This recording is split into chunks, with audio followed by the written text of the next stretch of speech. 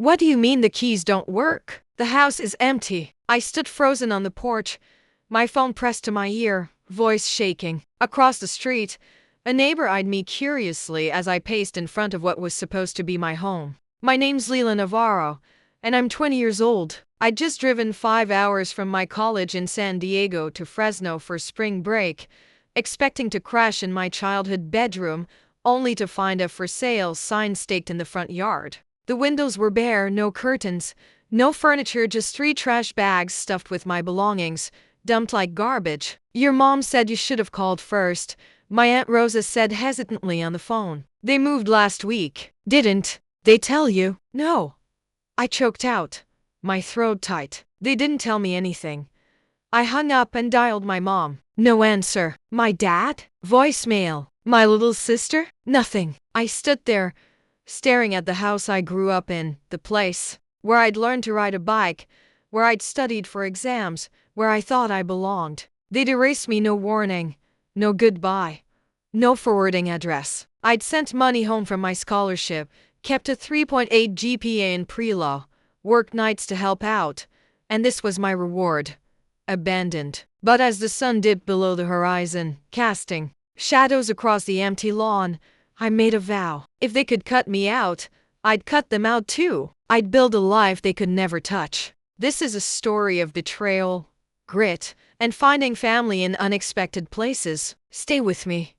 Because if you've ever been left behind by the people you trusted most, you'll feel every step of this journey, and the ending will show you what it means to rise when the world expects you to fall. Growing up, family was everything. My parents immigrated from Guatemala before I was born, building a life from scratch in Fresno. Family first, my dad would say, his voice heavy with the weight of their sacrifices. He worked long hours at a warehouse. My mom took on odd jobs, cleaning, sewing, whatever paid. We came here for you and Sophia, they'd tell me and my younger sister over dinner. Education is your way out.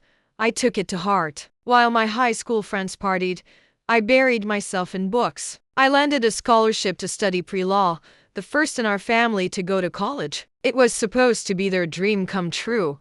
Sophia, though, was different. At 16, she skipped classes, got caught sneaking out, even swiped makeup from stores. My parents called her spirited, always quick to forgive. She's young, they'd say, brushing off her rebellions. I didn't mind being the responsible one. Good grades, no trouble, sending part of my scholarship money home to help with bills. I thought it made us a team. So when I pulled up to our house and saw it stripped bare, my world tilted. The responsible daughter, discarded like trash, while Sophia, the troublemaker, got to stay in their new life. That night, I checked into a cheap motel, spreading my salvaged belongings on the bed. A few textbooks, some sweaters, a cracked photo frame from a family trip to the coast, everyone smiling, everyone lying. I didn't cry. Instead, I called Dr. Elena Marquez, my constitutional law professor and mentor. They just left? She asked, stunned. Yeah, I said, my voice breaking. I don't know what to do. The dorms are closed for break. And Leila, pack your things, she interrupted. You're staying with me until the dorms reopen. We'll sort this out. Dr. Marquez lived in a cozy bungalow lined with bookshelves and home to a grumpy old cat named Leo. She gave me her spare room, no questions, no deadline. Focus on your studies, she said, handing me a key. You're not alone. That spring break, instead of moping, I dove into work. Dr. Marquez connected me with a summer internship at Harper & Stone, a law firm specializing in tenant rights. Use what you're feeling, she told me over coffee one night. Turn it into fuel. I thought of the trash bags, my family's silence, and nodded. They'd tried to break me, but I'd build something bigger.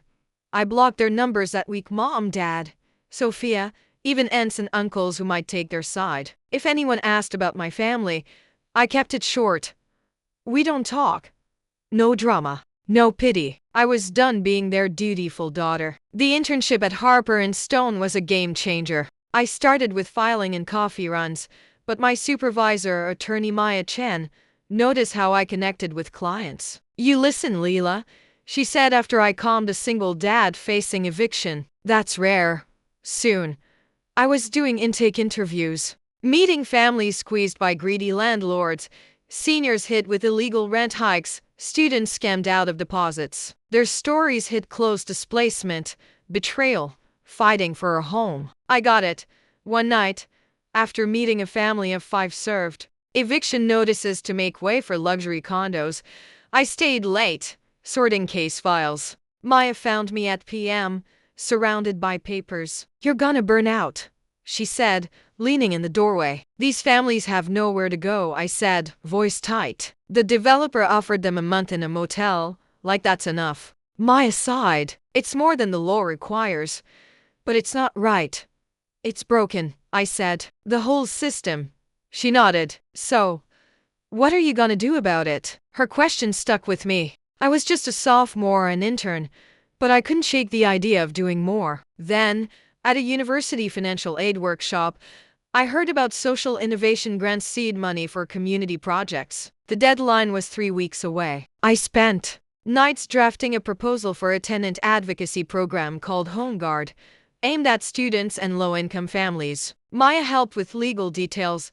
Dr. Marquez polished the pitch. "This is bold," she said, reading the final draft. "It's you." 6 months after my family's betrayal, their calls started. First, a voicemail from my dad.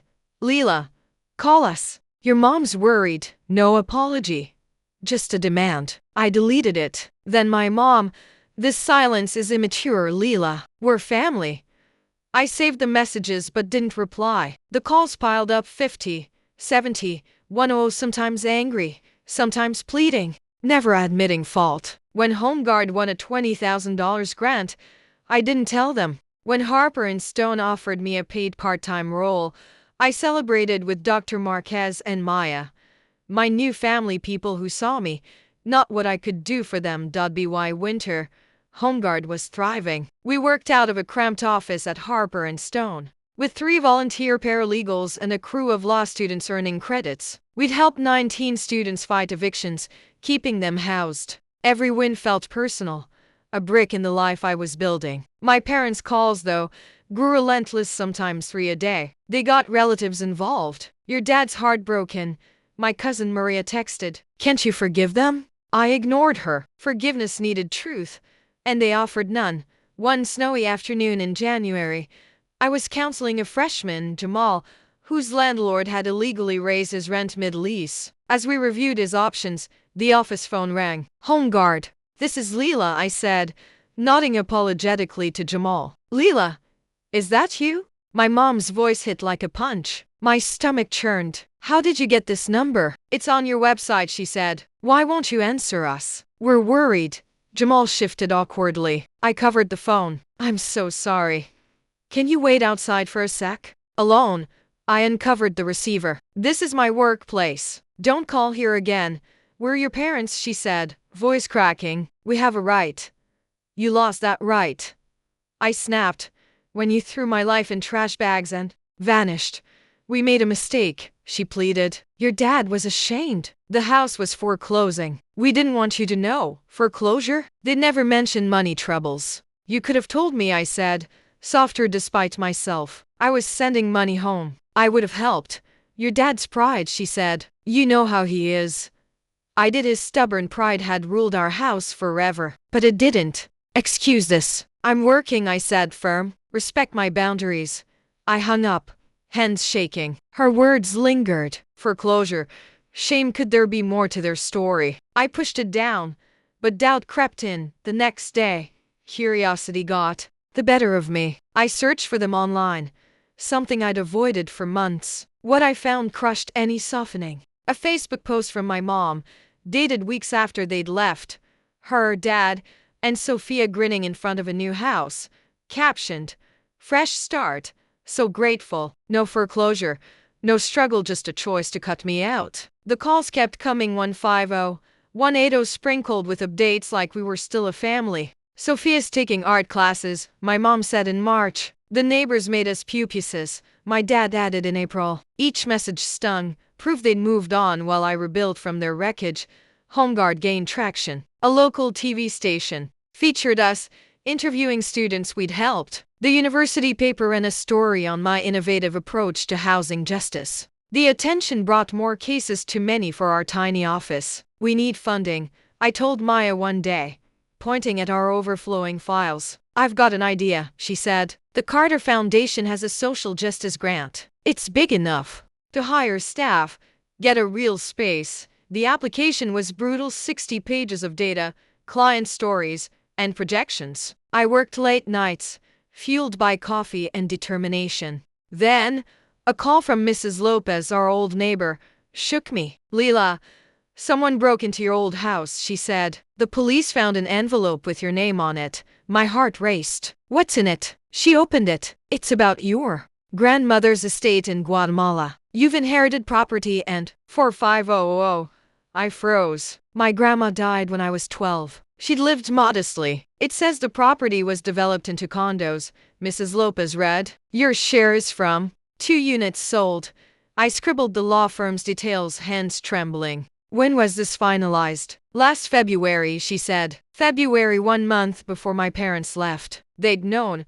I contacted the Guatemalan firm, confirming it all. The money was mine, and my parents had been notified a year ago when I was 19. They hid this, I told Dr. Marquez over dinner, voice shaking. They knew I'd inherit and still abandoned me. She frowned. Why keep it secret? Control, I said bitterly. They wanted the money, or maybe me dependent on them.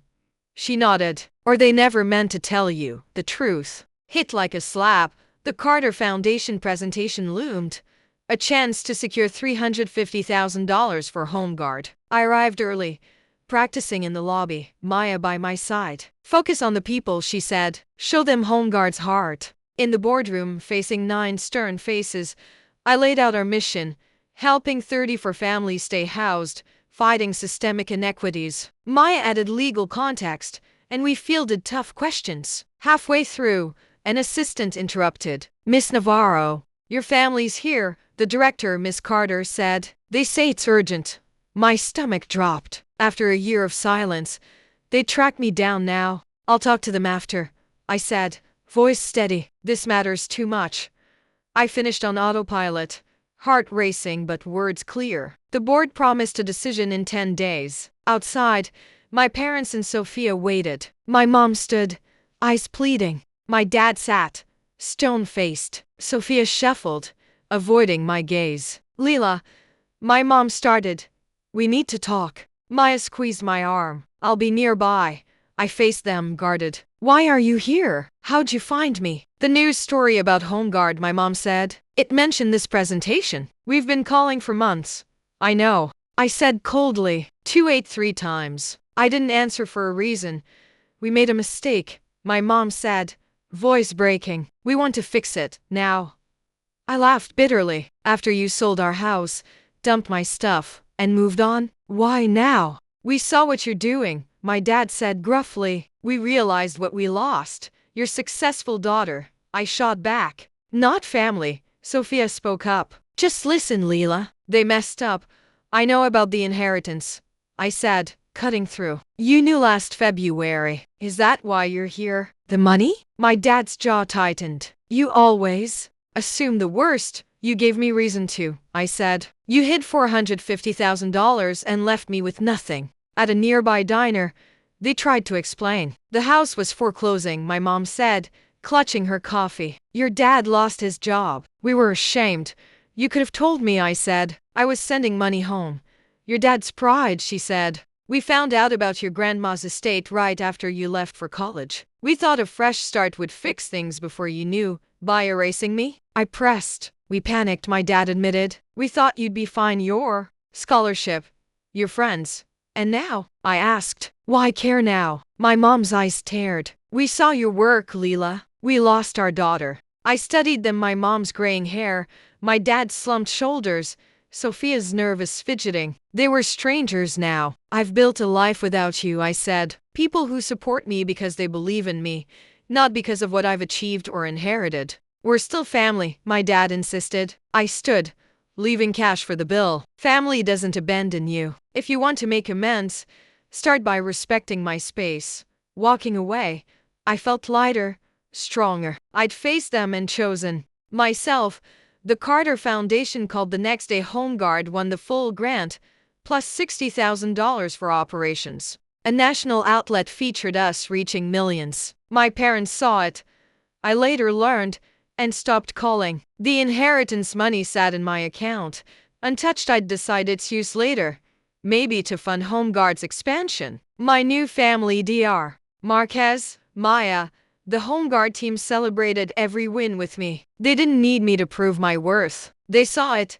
One evening, I stood in my new apartment, a cozy studio I'd decorated with bright colors and books. The view overlooked Fresno's lights, a city I'd reclaimed. My parents' betrayal, that empty house, had meant to crush me. Instead, it pushed me to build something unbreakable. That moment on the porch, staring at those trash bags, wasn't the end, it was the start. I raised a glass to the night. To me, I said softly, and to the family I chose. The future was mine, and I was ready.